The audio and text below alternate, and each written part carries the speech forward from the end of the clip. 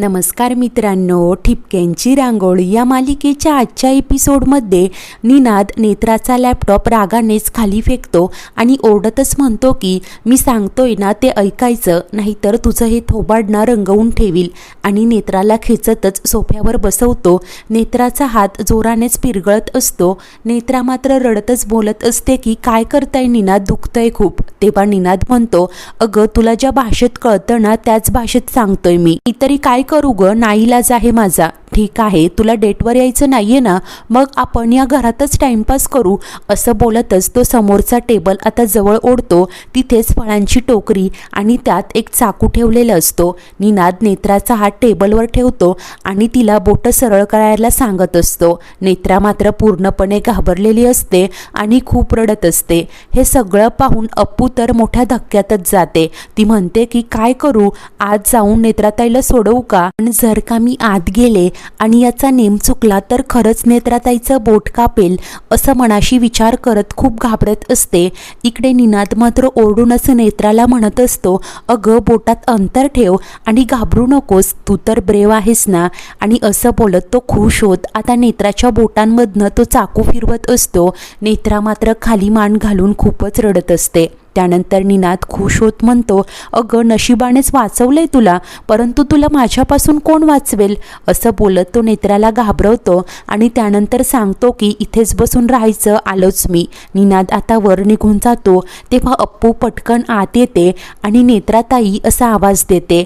आता नेत्रा घाबरतच अप्पूकडे येते आणि विचारते की तू कधी आलीस? तेव्हा अप्पू सांगते, हे सगळं जे झालं ना ते पाहिलंय मी माझ्या डोळ्यांनी, आणि चल नेत्राताई आपण इथून पळून जाऊयात. नेत्रा मात्र म्हणते की अप्पू तू इथे थांबू नकोस, जर निनादने तुला पाहिलं ना तर तो तुला सुद्धा त्रास देईल, जा इकडनं. अप्पू मात्र म्हणते की नेत्राताई तू अगं इतकी ब्रेव मुलगी आहेस, का घाबरतेस त्याला? चल माझ्यासोबत, आपण पोलीस कंप्लेंट करूयात. असं बोलत नेत्राचा हात पकडत तिला घेऊन जात असते. नेत्रा मात्र तिच्यासमोर हात जोडतच म्हणते की अप्पू प्लीज ऐक माझं, माझ्या नशिबावर मला इथून सोडून दे. निनाद यायच्या आत तू इथून निघून जा. आणि तितक्यात निनादचा आवाज येतो की कोण आहे तिकडे. तेव्हा नेत्रा पटकन अप्पूला आता डायनिंग टेबलच्या मागे लपवते. घाईनेच येऊन सोफ्यावर बसते. निनाद आता हातात बेल्ट घेऊन खाली येतो आणि ओरडतच कोण आहे इकडे, कोण आलं होतं असं नेत्राला विचारतो. नेत्रा म्हणते की कोणी नाहीये निनाद, कोण येईल आपल्या घरी, मी एकटीच बडबडत होते. तेव्हा निनाद मात्र तिचा हात खेचतच बोलतो की तू अशी ऐकणार नाहीस ना, चल रूममध्ये. आणि आता खेचतच नेत्राला घेऊन जातो. तेव्हा अप्पू रडतच स्वतःशी म्हणते की अरे देवा, खडूस जे बोलत होता ते सगळं खरं होतं, मी त्याच्यावर विश्वास ठेवायला हवा होता. आता अप्पूला काय करावं काही सुचतच नसतं. आणि तितक्यात नेत्राच्या रडण्याचे आणि ओरडण्याचे आवाज तिला ऐकू येतात. ती तशीच तिथून घराबाहेर पडते. तर इकडे कानिटकरांच्या घरी संध्याकाळ झालेली असते. सर्वच जण अप्पूच्या येण्याची वाट पाहत असतात. तितक्यात अप्पू घरी येते. तिला पाहताच सर्वच जण काळजीने विचारपूस करतात. तर शशांक मात्र लगेच तिला मिठी मारतो. ती जेव्हा शशांकच्या मिठीत असते तेव्हा नेत्राचा नवरा कसा त्रास देत होता ते सर्व काही अप्पूला आठवत असतं. शशांक मात्र हात जोडत अप्पूची माफी मागतो. बोलतो की सॉरी, मी तुझ्यापासून काही गोष्टी लपवल्या, परंतु यापुढे एक नवरा म्हणून मी कधीही तुझी प्रतारणा करणार नाही. तुला मात्र खूपच अस्वस्थ वाटत असतं. ते पाहून सुवा विचारते, तू कुठे गेली होतीस, इतका उशीर का लागला? तू तर म्हणाली होतीस ना काहीतरी सरप्राईज द्यायचंय. तेव्हा माई सुवाला शांत करतात आणि शशांकला अप्पूला खोलीत घेऊन जा असं सांगतात. शशांक अप्पूला रूमकडे घेऊन जातो. तेव्हा सुवा घाबरतच विचारते काय झालं असेल, ती इतकी घाबरल्यासारखी का वाटत होती?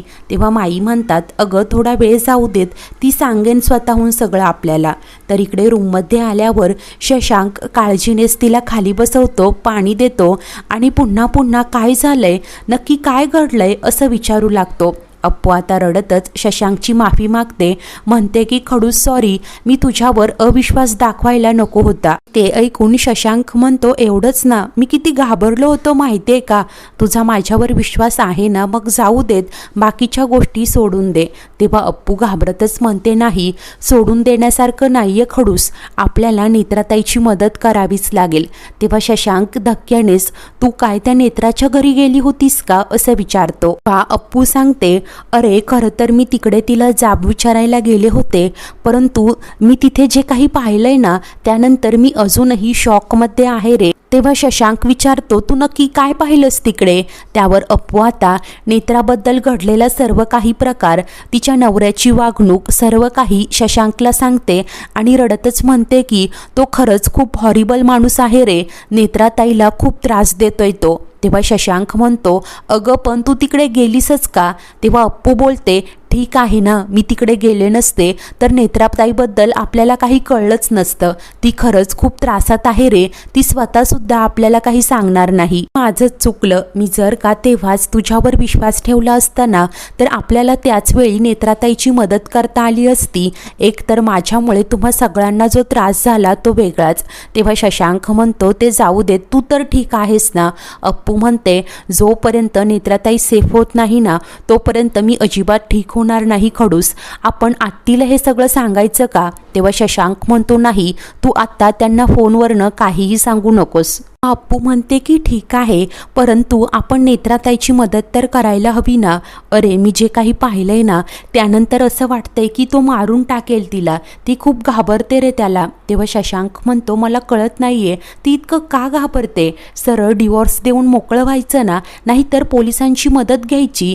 तेव्हा अप्पू म्हणते, इतकं सोपं नाहीये ते खडूस. शशांक म्हणतो, परंतु ती तर इतकी हुशार आणि ब्रेव मुलगी आहे, मग अशी मुळूमुळू रडत का बसलीये? तेव्हा अप्पू म्हणते, कारण सायको आहे तो. 2 मिनिटापूर्वी अतिशय रोमॅन्टिक वागणारा माणूस नंतर लगेच मारहाण कशी करू शकतो? वागण्याचा ना काही भरोसाच नाहीये. मी काय पाहिलं माहितीये का तुला? असा त्याने तिचा हात ठेवला होता आणि मोठा चाकू घेतला होता. अरे मला बघतानेच इतका त्रास झाला. नेत्राताईची काय अवस्था होत असेल रे? आपण तिला वाचवूया ना, नाहीतर तो मारून टाकेल तिला, असं खूपच रडत आणि पॅनिक होत बोलत असते. तेव्हा शशांक मात्र तिला मिठी मारत शांत करतो. त्यानंतर दुसऱ्या दिवशी सकाळी त्या खूपच टेन्शनमध्ये असते. तितक्यात तिला एक कॉल येतो. ती गयावया करत म्हणते की प्रेझेंटेशन रेडी होतं, परंतु माझा लॅपटॉपच सुरू होत नाहीये. त्यानंतर पुन्हा आता टेन्शनमध्ये लॅपटॉप घेऊन बसलेली असते आणि तेव्हाच निनाद येऊन विचारतो, काय झालंय, टेन्शनमध्ये दिसतेस? तर नेत्रा सांगते, माझं काम अडकलंय, काल तुम्ही लॅपटॉप फेकला, आता तो ऑनच होत नाहीये. तेव्हा निनाद म्हणतो, अगं मी तुला लॅपटॉप बंद करायला सांगितला होता, तू तो केला नाहीस म्हणून मी फेकला. माझं ऐकलं असतं तर हे घडलंच नसतं. तेव्हा नेत्रा म्हणते, पण आता मी काय करू? तेव्हा निनाद सांगतो, एक काम कर, तू हा जॉब सोडून दे. तेव्हा नेत्रा धक्क्यानेच, काय मी हा जॉब सोडून देऊ असं विचारते. तेव्हा निनाद म्हणतो की होय, आपण ना लंडनला जातोय, तू आता बॅग पॅक करायला घे. नेत्रा घाबरतच उठते आणि कावरी बावरी होत म्हणते की तुम्ही याआधी मला सांगितलं नाही, अशी कशी मी लंडनला येऊ? निनाद मात्र म्हणतो की आत्ता सांगतोय ना, हे बघ तुझे पासपोर्ट वगैरे सगळं काही रेडी आहे. नेत्रा मात्र म्हणते की मी इन्स्टिट्यूट सोडून अशी येऊ शकत नाही, माझा जॉब नवीन आहे, खूप जबाबदाऱ्या आहेत माझ्यावर आणि या पोझिशनवर पोहोचण्यासाठी मी खरंच खूप मेहनत केली आहे. हा जॉब मी नाही सोडू शकत. जर हा जॉब मी नाही सोडला तर, असं घाबरतच निनादला विचारते. तेव्हा निनाद मात्र खुश होत हसू लागतो.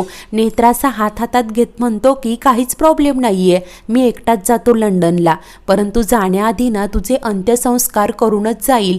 ते ऐकताच नेत्रा खूप रडायला लागते. जाताने निनाद मात्र नेत्राच्या जखमेला पुन्हा एकदा डिवचतो आणि तिचा मोबाईल घेऊन तिथून निघून जातो. तर इकडे कानिटकरांच्या घरी आता अप्पू घरातील सर्वांना सांगत असते की होय, मी एकटीच नेत्राताईच्या घरी गेले होते, कारण मला फाइंड आउट करायचं होतं की हा नेत्राताईचा खडूसला फसवण्यासाठीचा नवीन प्लॅन आहे. परंतु मी तिथे गेले तर हे सगळं बघितलं, असं आता घाबरतच बोलते.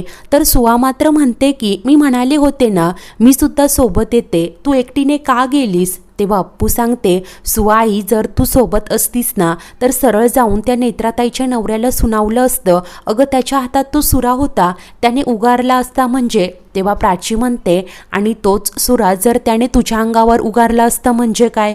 सी म्हणते, या अवस्थेत तणावामुळे जर तिकडे तुला काही झालं असतं म्हणजे. सर्वच जण आता अप्पूवर चिडत असतात. तर शशांक म्हणतो की ठीक आहे, त्यावेळेस नाही सुचलं तिला, आणि जर सुचलं असतं तर पहिला फोन तिने मलाच केला असता. तेव्हा अप्पू म्हणते की हो, मला तरी कुठे माहीत होतं की तिचा नवरा हा असा असणार. आणि त्यानंतर नेत्राताईने सांगितल्यावर माझी इच्छा नसताने सुद्धा मी तिकडनं निघून आले. परंतु आता शांत बसून चालणार नाही, काहीही झालं तरी नेत्राताईची मदत तर करावीच लागणार असं ती ठामपणे सर्वांना सांगते. तेव्हा शशांक बोलतो, परंतु तुला वाटतंय तितकं सोपं नाहीये हे, तो माणूस तर प्रचंड विकृत आहे. म्हणूनच तर नेत्रा मला सगळं काही सांगायला तयार नव्हती. तिला असं वाटत असेल की तिच्यामुळे आपण कोणी अडचणीत यायला नको. माई म्हणतात, पण आपण यात तिची काय मदत करू शकतो? फार फार तर डॉक्टर कौशिकांच्या कानावर घालू शकतो. तर शशांक बोलतो, मला वाटतंय की या सगळ्यात पहिलं पाऊल नेत्रानेच उचलायला हवं. तिने पोलिसात जाऊन कंप्लेंट करायला हवी. मग आपण आहोतच ना तिच्या पाठीमागे. तेव्हा अप्पू सांगते की अरे खडूस, ती नाही करू शकत, ती घाबरते त्याला. अरे सायकोय तो, त्याला जर कळलं ना पोलीस कंप्लेंट करतीये तर मारून टाकेल अरे तिला. तेव्हा माई वैतागत म्हणतात, ही सगळी ना तिच्या कर्माचीच फळं आहेत. तेव्हा सुवा म्हणते, परंतु ती अडचणीत आहे हे माहीत असून देखील तिची मदत न करणं हे तर बरोबर नाही ना.